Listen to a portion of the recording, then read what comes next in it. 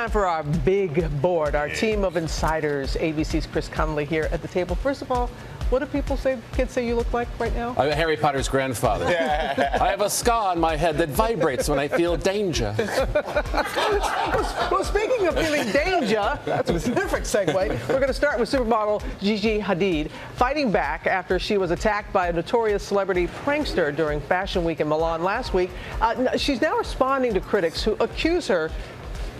Chris, I can't even say this. They're accusing her of being too aggressive. The guy attacks her. Yeah, that's insane, obviously. I think some UK site headlined it, "Not model behavior." I mean, this isn't an overzealous fan. This isn't even really a prankster. This is a serial celebrity harasser manhandling her. And so she has every right to put hands on him and get herself free. What I liked about it was that she cited her background not only in boxing, as in the gym and stuff, but her days as a volleyball star at Malibu High School, saying that the muscle memory helped her fight back. So I don't think we want supermodels or anyone else having to fend for themselves after leaving these shows in Milan, but it's great to know that she feels she can take matters into her own hands, and she's speaking up about it, which is right for anyone who has to endure something like street harassment or this sort of thing. And this guy's backstory, he's the same guy who tried to get Will Smith, tried to kiss Will Smith. Will Smith gave him a little slap on the face. Yeah, he's got a long list of priors, and it's gone. Yeah, you can see what's going on there. He pleaded no contest to an incident involving Brad Pitt, where he got into it with Brad Pitt. So, we obviously have narcissism on the brain here, and we usually have really good security at the events that we cover in Los Angeles. I think they've got their eyes out for him, but it's important that whoever you are, you're not laid hands on. People can slip through the cracks, though. You got to be careful out there. Yes, you have every right to defend yourself. Yeah, I hope our security detail also gets a good look at that tape and takes a few actions as well. Well, I'm sure they're giving her a little extra security right now. Thank you, Chris. And now what could be a major medical breakthrough, the first ever baby born with a new so-called three-parent technique delivered in Mexico with the help of U.S. fertility specialists. We have our Dr. Jennifer Ashton here, and OBGYN joining us now.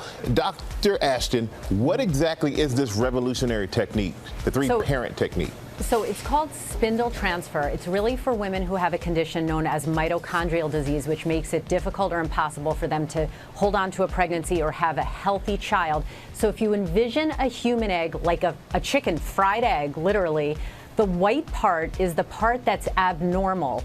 The egg donor supplies healthy white part, but the yolk, which is where the genetic material is, all of our traits, all of our DNA, comes from the mom. And as you know, Jen, there's a lot of controversy surrounding this as Chris and Michael are looking on. People are saying genetic modification.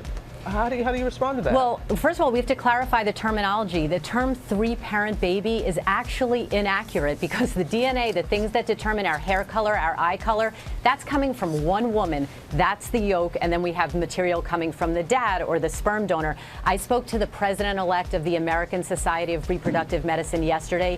He is calling this a major breakthrough for reproductive medicine. We should note in the U.S., it's banned. We can't even study it. In the UK and Mexico, it is only done under research protocol. And thankfully, the baby appears to be healthy, right, Jen? Yep, okay, exactly. I felt for that baby. I could imagine that baby saying, wow, now I have to teach 3 people how to use Snapchat? No, just 2. All right, Harry Potter's grandfather. Come on now. Now to a move that could change the way we I told you you gotta love Chris Connolly.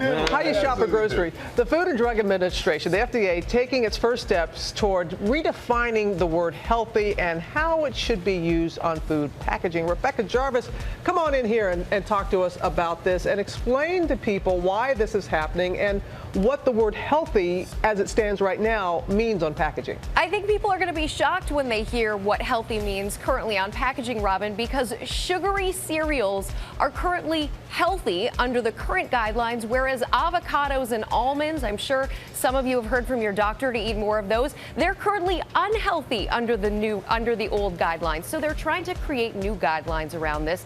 The old ones are based on 20-year-old research. Of course, a low-fat diet back in the old days was the thing to do, and a low-sugar diet wasn't really the focus. Well, now things have changed. There are millions of dollars at stake here. Companies behind the scenes, some of them want things to stay the same. Some of them would like to see them change. Now the FDA is reaching out to all of us saying, what's healthy. A lot They of wanna eye know. rolling. Yeah. A lot Yeah. of eye rolling out here. So I've been wasting my time eating all these avocados and almonds. I could have had Exactly. some Frosted Flakes. I love Frosted Guacamole. Flakes. My favorite. I love Frosted No, Flakes. you guys, aren't we supposed to be getting away from labeling things or people? I think this is dumbing down. We should be spending our money and time educating and empowering the public, where we have 2/3 of our population overweight and obese.